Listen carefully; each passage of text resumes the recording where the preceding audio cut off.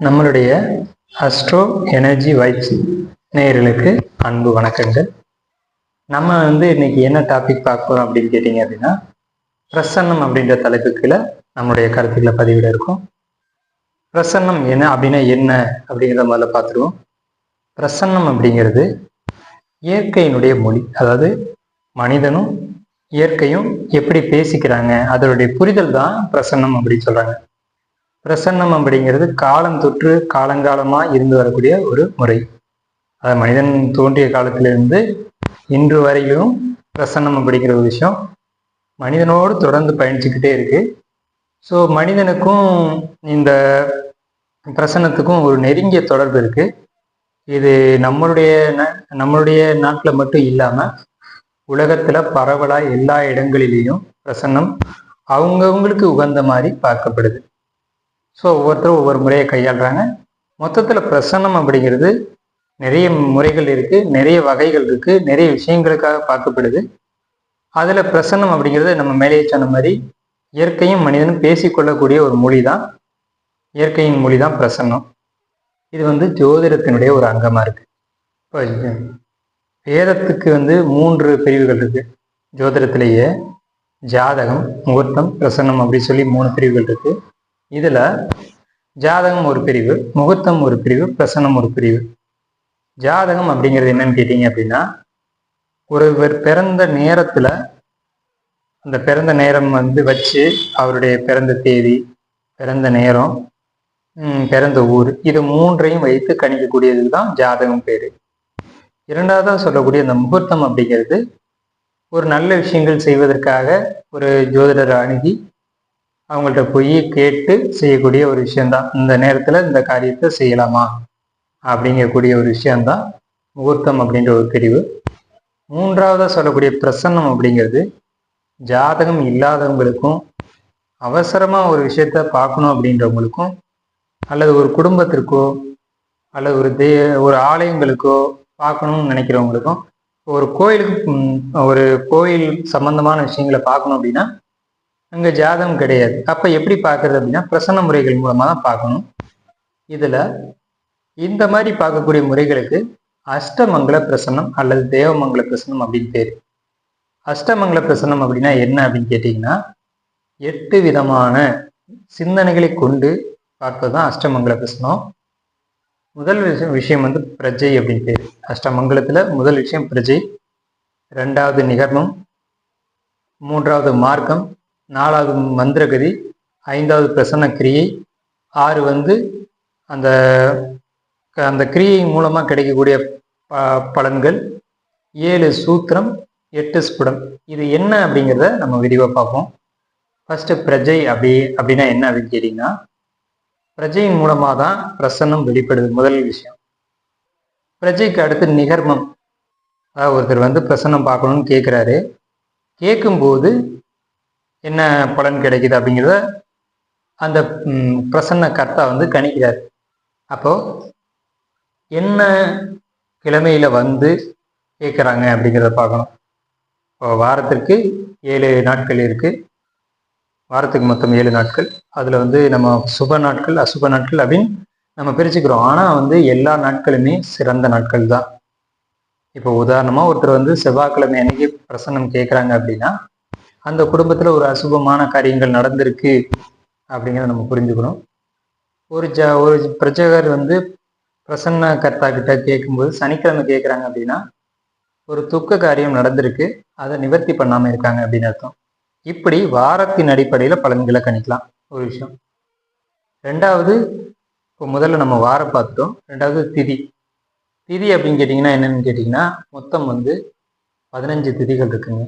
அதுல ஜெயா, பத்ரா, நந்தா, ரிக்தா அப்படின்னு 4 பிரிவு கீழே திதிகள் கொடுக்குறாங்க.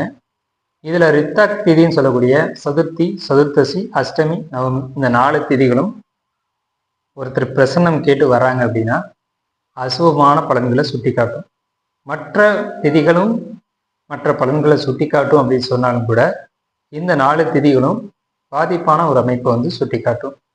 அதில் குறிப்பாக ஒரு அஷ்டமிலேயோ நவமிலேயோ ஒருத்தர் பிரசன்னம் கேட்டு வர்றாங்க, எனக்கு பிரசன்னம் பார்க்கணும் அப்படின்னு கேட்டு வர்றாங்க அப்படின்னா, அஷ்டமியாக இருந்தால் பெருமாளுக்கு குறைகள் இருக்கு அப்படின்றத நம்ம எடுத்துக்கலாம். ஏன்னா கிருஷ்ணர் பிறந்தது அஷ்டமி திதி அப்படிங்கிறதுனால. அடுத்து திதிக்கு அடுத்து கரணம் அப்படின்ற ஒரு விஷயம் ஜோதிடத்துல இருக்கு. அவங்க வந்த காரணம் என்ன அப்படிங்கிறத கவனிக்கணும். உதாரணத்துக்கு ஒவ்வொரு கரணத்துக்கும் ஒவ்வொரு பலன்கள் கொடுத்துருக்காங்க. ஒவ்வொரு கரணத்துக்கும் ஒவ்வொரு மிருகம் கொடுத்துருக்காங்க. அந்த மிருகத்தின் அடிப்படையில பலன்கள் கணிக்கப்படுது. இது குறிப்பா வந்து தேவமங்கல பிரசன்னம், அதாவது கோயிலுக்கு பார்க்கக்கூடிய பிரசன்ன முறைகள்ல அந்த கரணத்தினுடைய மிருகம் என்னவோ அந்த மிருகத்தினால ஏற்பட்ட பாதிப்பு அப்படின்னு எடுத்துக்கணும். அதாவது ஒருத்தர் வந்து சகுனி கரணத்துல கோயிலுக்கு பார்க்கணும் அப்படின்னு பிரசன்னம் கேட்குறாங்க அப்படின்னா அப்போ வந்துட்டு அங்க நிச்சயமான முறையில ஒரு காகம் அந்த கோயிலினுடைய கருவறைக்குள்ள போயிருக்கு.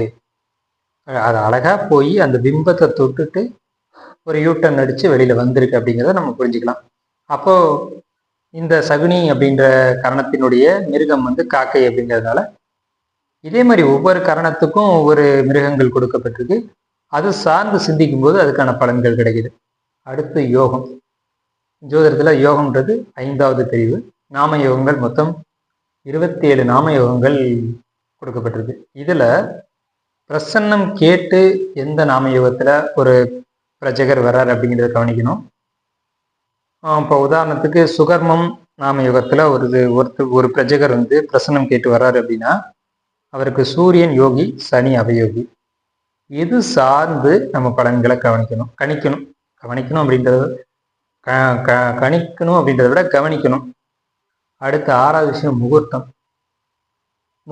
அவர் என்ன முகூர்த்தத்துல வர்றாங்க அப்படின்றத பார்க்கணும். ஒரு நாளைக்கு மொத்தம் வந்து 30 முகூர்த்தங்கள் பிரிக்கப்படுது ஜோதிடத்துல. ஒவ்வொரு முகூர்த்தம் அப்படிங்கிறது 48 நிமிடங்கள்.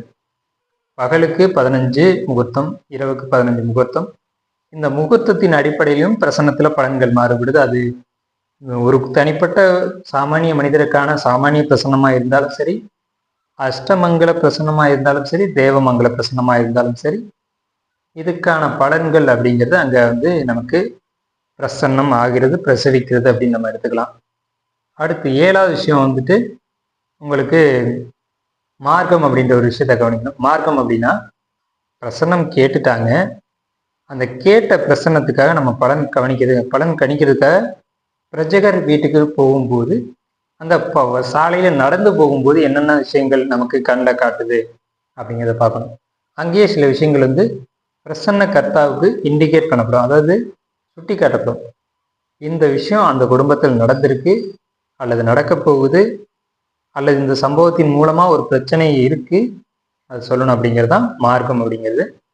மந்திரகதி அப்படிங்கிறது வந்துட்டு உங்களுக்கு அடுத்த 4வது டாபிக். இந்த அஷ்டமங்கலத்துல 4வது டாபிக் வந்து மந்திரகதி அப்படின்னா என்னன்னு கேட்டீங்கன்னா, வீட்டுக்குள்ள நுழையும் போது பிரஜகருடைய வீட்டுல என்ன மாதிரியான விஷயங்கள் நடக்குது, அதாவது வீடு வாசல் தெளிச்சு கோலம் போட்டிருக்காங்களா அல்லது வாசல் வந்து கிளீனா இல்லாம அசுத்தமா இருக்கா அப்படின்னு பார்க்குறது மந்திரகதி. அடுத்து பிரசன்ன கிரியை அப்படிங்கிறது 5வது தலைப்பு. இந்த பிரசன்ன கிரியையில தான் அஷ்டமங்கல பிரசனம் அல்லது தேவமங்கல பிரசனத்துல அதிகமான விஷயங்கள் அங்க நம்ம கவனிக்க வேண்டியது இருக்கும். வீட்டுக்குள்ள நுழைஞ்ச உடனே பிரசன்ன கிரியை ஸ்டார்ட் ஆகிடும். அதாவது நம்ம ஒரு சில பொருட்களை வந்து பிரஜகரை வாங்க சொல்லியிருப்போம்.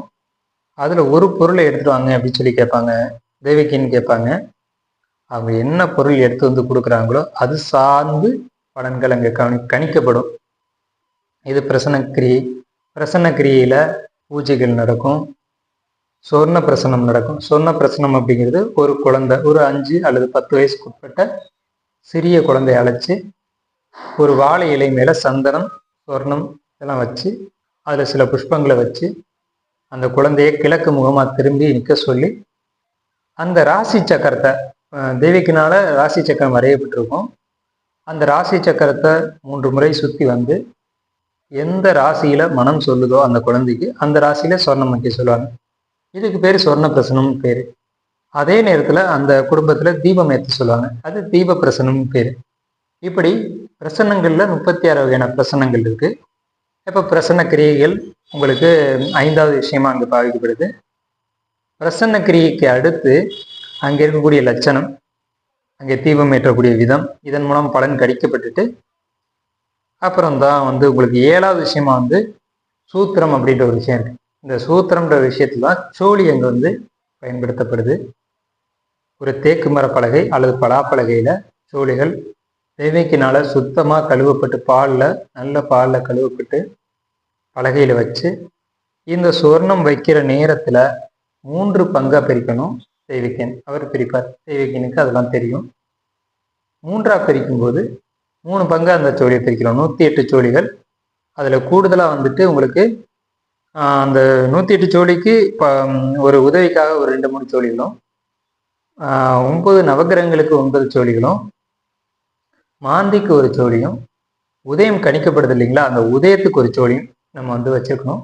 தெய்வீகன் பிரிக்கப்படும் போது அந்த பிரிச்ச எண்ணிக்கையை கொண்டு சில கிரிகைகள்லாம் பண்ணுவாங்க. ஸோ அதுக்கு பேர் வந்துட்டு சூத்திரம் அப்படின்னு பேர். அந்த பிரிக்கிற நேரத்துக்கு சில சூத்திரங்கள், கணிதங்கள், சூத்திரத்தில் வந்து நிறைய கணிதங்கள் கணிக்கப்படும். அடுத்து 8வது, இதுதான் நிறைவு பகுதி, ஸ்புட கணிதம் அப்படின்னு பேர். அஷ்டமங்கல பிரசனம் அல்லது தேவ பிரசனத்துல ஸ்புட கணிதம் அப்படிங்கிறது 8வது வகையா நம்ம கணிக்கிறாங்க. இந்த ஸ்புட கணிதத்தின் மூலமாக தான் பலன்கள் நிர்ணயிக்கப்படுது. இறுதியான பலன்கள் நிர்ணயிக்கப்படுது. இந்த ஸ்புட கணிதம் முடிந்த உடனே பலன் என்ன அப்படிங்கிறத தெய்வகன் வந்து பிரஜைகிட்ட வெளிப்படுத்துறாங்க. சரி, இதுல என்ன மாதிரியான விஷயங்களுக்கு பார்க்கப்படலாம் அப்படின்னு கேட்டீங்கன்னா, ஒரு குடும்பத்துக்கு, தனிநபருக்கு, ஒரு கோயிலுக்கு, இந்த 3 விஷயங்களுக்காக பிரசன்னம் பார்க்கப்படுது. ஒருத்தருடைய பூர்வீக கர்மா, நல்வினை, தீவினை, அதுக்கான தீர்வுகள், அதுக்கு தகுந்த மாதிரி அந்த பிரஜகர் எப்படி வாழணும், வாழ்க்கையை மேம்படுத்திக்கணும் அப்படின்ற ஒரு விஷயத்த பிரசன்னம் வந்து போன்ற அம்சங்களை வந்து இங்கே சுட்டி காட்டுது.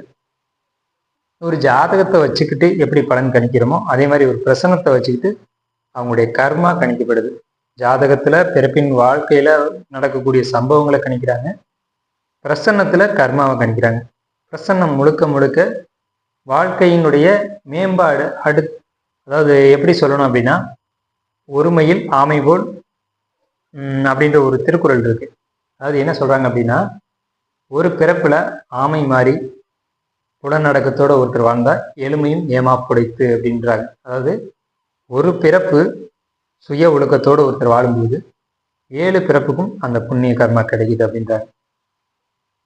அந்த மாதிரி பிரஜகர் தன்னுடைய கர்மா என்ன அப்படின்னு தெரிஞ்சுக்கிட்டு அந்த கர்மாவின் படி அடுத்த பிறப்புக்கு என்ன புண்ணியங்களை கொண்டு போகலாம் அப்படிங்கிறத பத்தின ஒரு ஒரு கைடன்ஸ் தான் இந்த பிரசன்னத்துல உங்களுக்கு கொடுக்கப்படுது. இதுல முக்கியமா வந்து என்னன்னு கேட்டீங்கன்னா, ஜாதகத்தை வச்சு ஜோதிடம் பார்க்கப்படுது. பிரஜகர் வந்த நேரம், உடை, நிறம், தோற்றம், அமைப்பு, இதை வச்சு பிரசன்னம் கணிக்கப்படுது. அதுல கூடுதலா நிமித்தம் அப்படின்ற ஒரு சொல் ரொம்ப ஆழமா இங்க பயன்படுத்தப்படுது பிரசன்னத்துல. நிமித்தம் அப்படின்னா அந்த நேரத்துக்கு சில சம்பவங்கள் நடக்கிறது. அது இயற்கையாவோ அல்லது சில சம்பவங்கள் முன்னிட்டோ நடக்கலாம். ஆனா நிமித்தம் தான் அதிகபட்சம் பிரசன்னத்துல பலன் கடிக்க பயன்படுது.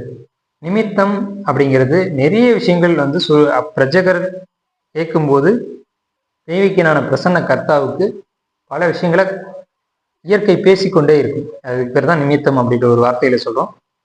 தீர்வு காண முடியாத பிரச்சனைகளுக்கு தீர்வு காணக்கூடிய விஷயத்துக்கு பேர் தான் பிரசன்னம் அப்படின்னு பேரு. பிரசன்னம் வந்து ஒரு குருவை போன்ற ஆளுமை மிக்க, ஒழுக்கம் மிகுந்த, குருபக்தி உடைய ஒரு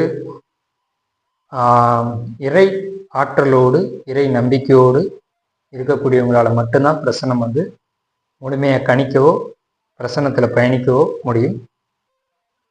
இப்போ நம்ம இந்த வீடியோவில் வந்து பிரசன்னம் பற்றிய முழுமையான தகவல்களை எந்த ஒரு குறையுமின்றி, ஒரு பதட்டமின்றி நம்ம பார்த்துருக்கோம்.